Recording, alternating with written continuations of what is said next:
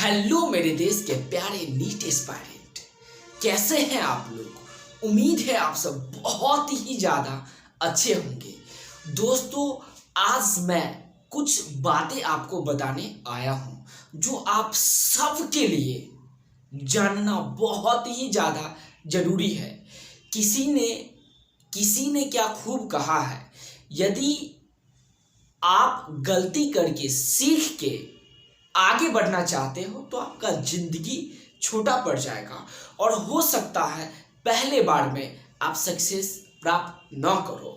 मैं चाहता हूं कि इंडिया के जितने भी बच्चे हैं जो गरीब से गरीब फैमिली से आते हैं और वे नीट का तैयारी करते हैं, किसी कारणवश वो बड़े बड़े संस्थान जैसे कोटा, पटना में जो बड़े इंस्टीट्यूट है वहाँ जाकर प्रिपरेशन नहीं कर पाता है, जो घर से ही खुद सेल्फ स्टडी या ऑनलाइन माध्यम से स्टडी करता है, उन बच्चों के लिए मैं ये बताने के लिए आया हूँ कुछ कॉमन मिस्टेक। यदि आप ये मिस्टेक कर रहे हैं तो इस मिस्टेक को जितना जल्दी हो सके सुधार लीजिए, वरना नीट के सफलता से आप कोसों दूर रहेंगे।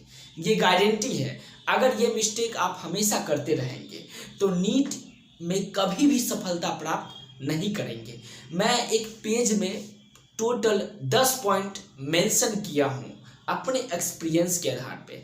अगर वे आप भी मिस्टेक कर रहे हैं तो उस मिस्टेक को जितना जल्दी हो सके अवॉइड कीजिए। तो चलिए हम फर्स्ट ज़्यादातर स्टूडेंट एनसीईआरटी, जी हाँ, एनसीईआरटी को अवॉइड करता है, अर्थात एनसीईआरटी पढ़ना नहीं चाहता। वो चाहता है कि क्लासरूम में जो सर पढ़ा रहे हैं सिर्फ उसे पढ़ लें और कोई दूसरा स्टडी मटेरियल पढ़े। उससे नहीं होगा मेरे दोस्त, आपको एनसीईआरटी पढ़ना ही पड़ेगा।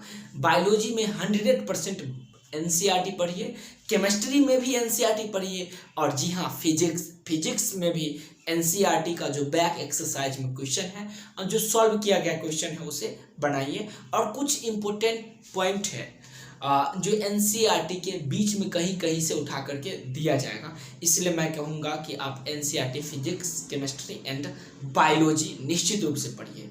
तो पहला मिस्टेक आप लिख लीजिए। दूसरा mistake, just focus only one subject. ढेर सारे ऐसे बच्चे होते हैं जो शुरू से कोई एक सब्जेक्ट पे बहुत ही ज़्यादा फोकस करता है। जैसे मान लीजिए कुछ बच्चे होता है जो फिजिक्स ही ज़्यादातर बनाते रहता है, कुछ ऐसे बच्चे होता है जो केमिस्ट्री बनाते रहता है और कुछ ऐसे बच्चे होता है जो बायोलॉजी ही हमेशा बनाते रहता है। तो मैं बस यही कहूँगा कि आप तीनों सब्जेक्ट को इक्वल इम्पोर्टेंस दीजिए। वैसे तो 4 सब्जेक्ट मान लीजिए, बायोलॉजी में जूलॉजी एंड बॉटनी आती है, फिर हमारे केमिस्ट्री एक हो गया और तीसरी फिजिक्स हो गई। तो तीनों को एक टाइमिंग सेट कर लीजिए और इक्वल इम्पोर्टेंस दीजिए ताकि आप अच्छा मार्क गेन कर पाओ। क्योंकि किसी एक विषय में 100% मार्क लाने से तो आप सफल होगे नहीं, सभी विषय में काफ़ी अच्छा मार्क आपका आना चाहिए। तीसरा पॉइंट है अननेसेसरी मटेरियल का यूज करते रहता है। ज़्यादातर बच्चे को ये पता नहीं रहता कि कौन सा मटेरियल हम पढ़ें।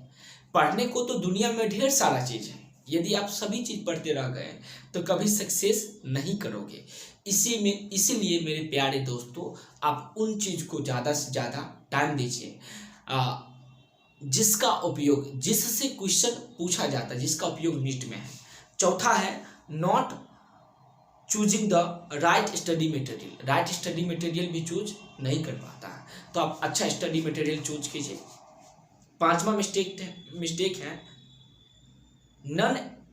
Not analysis previous year question paper. देखिए, प्रीवियस ईयर किसी भी एग्जाम, नीट को छोड़िए, दुनिया के किसी भी एग्जाम, चाहे वो यूपीएससी का एग्जाम हो या बीपीएससी का हो या जनरल कंपटीशन का जितना भी एग्जाम हो या नीट हो या आईटी हो, किसी भी एग्जाम में प्रीवियस ईयर, लास्ट 10 ईयर के एनालिसिस के आधार पे अगले ईयर क्वेश्चन पूछा जाता है। तो बस मैं यही कहूँगा कि आप प्रीवियस ईयर क्वेश्चन को लगाइए और उसका एनालिसिस कीजिए। छठा मिस्टेक है avoiding test paper and their analysis.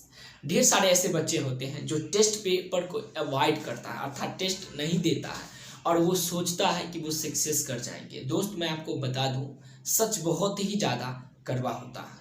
यदि आप टेस्ट नहीं देते हैं तो निश्चित रूप से नीट में कभी भी क्वालिफाई नहीं करेंगे, ये मैं लिख कर गारंटी के साथ कह सकता हूँ। दूसरी बात है, यदि आप टेस्ट देते हैं और उसका एनालिसिस नहीं करते हैं तो टेस्ट देना आपका व्यर्थ चला जाएगा। इसीलिए आप टेस्ट भी दीजिए और उसका एनालिसिस भी कीजिए।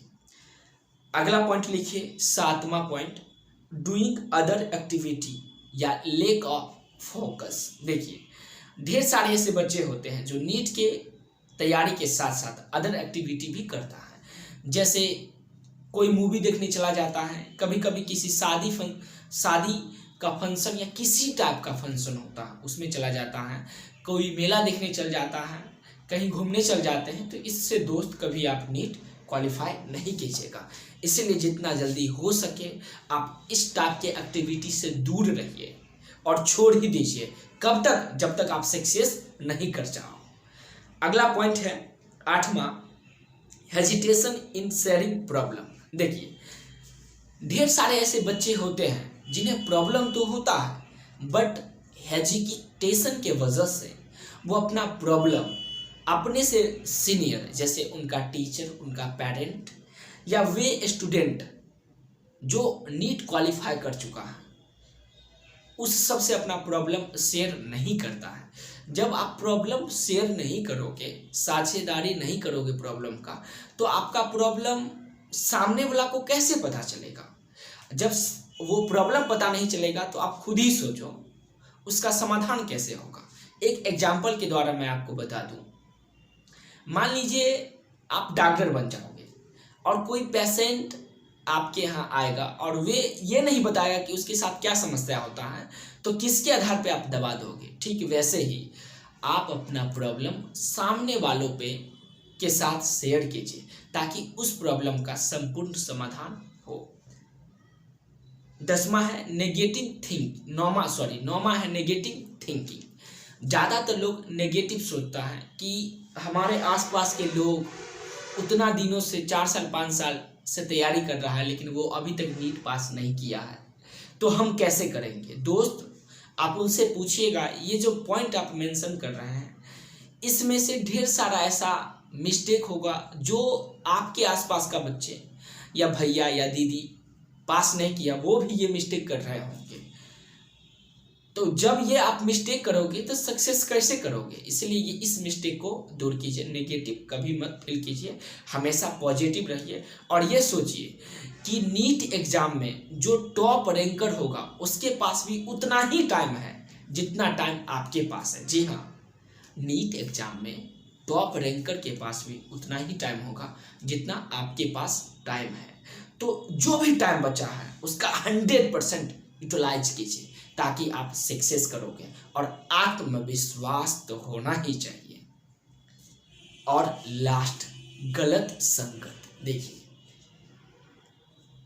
आप एक चीज सुने होंगे, संगति से गुण जात ही संगति से गुण आत, अर्थात जैसे संगत में रहोगे वैसा तुम बन जाओगे। इसीलिए अच्छे लोगों की संगत में रहिए तो आप अच्छे बनोगे और बुरे लोग की संगत में रहोगे तो बुरे बनोगे। मैं एक बार फिर से रिपीट कर दूं प्रत्येक पॉइंट को। पहला पॉइंट था एनसीईआरटी अवॉइड नहीं कीजिए। दूसरा point, just focus only one subject, केवल एक सब्जेक्ट पे फोकस मत कीजिए। सभी सब्जेक्ट को उसके मार्क के आधार पे कितना मार्क का क्वेश्चन पूछा जा रहा है उसके आधार पे आप टाइमिंग सेटिंग करके उसका स्टडी कीजिए। अगला है स्टडी अननेसेसरी मटेरियल, अच्छा मटेरियल का यूज कीजिए। 5वां, not choosing the right study material. 6ठा पॉइंट है नॉन एनालाइसिस प्रीवियस ईयर, मतलब एनालाइज कीजिए प्रीवियस ईयर क्वेश्चन पेपर का ताकि आपको पता चले। 6वां पॉइंट है avoiding test paper and their analysis, test भी दीजिए और उसका एनालिसिस भी कीजिए। 7वां पॉइंट है डूइंग अदर एक्टिविटी या lack of focus, other activity नहीं कीजिए जितना ज़्यादा हो सके, और साथ ही साथ वो काम कीजिए जो आपके लक्ष्य की ओर जाए। 9वां पॉइंट है नेगेटिव थिंकिंग मत कीजिए और लास्ट पॉइंट है गलत संगत से दूर रहिए। दोस्त आप जानते हैं कई वीडियो के माध्यम से मैं बता चुका हूं कि ये वीडियो खास करके उन बच्चों के लिए है जो कोटा पटना या बड़े शहरों में जाकर के स्टडी नहीं कर पा रहा है। तो मैं चाहता हूं कि हमारे देश के सभी बच्चे नीट में सफलता प्राप्त करें ताकि भारत एक दिन विश्व गुरु बने। मैं इसी मुहिम में चला हूं। मैं चाहता हूं कि आप भी अपने ओर से एक छोटा सा प्रयास कीजिए। क्या पता आपका एक प्रयास एक दिन ऐसा हो कि भारत को फिर से विश्व गुरु बनाए। इसीलिए ये वीडियो उन सभी बच्चों को शेयर कर दीजिए जिसके लिए ये बहुत ही ज़्यादा जरूरी है। तो तब तक आप खुश रहिए और खुशियां फैलाते रहिए। मिलते हैं फिर हम लोग अदर वीडियो के माध्यम से।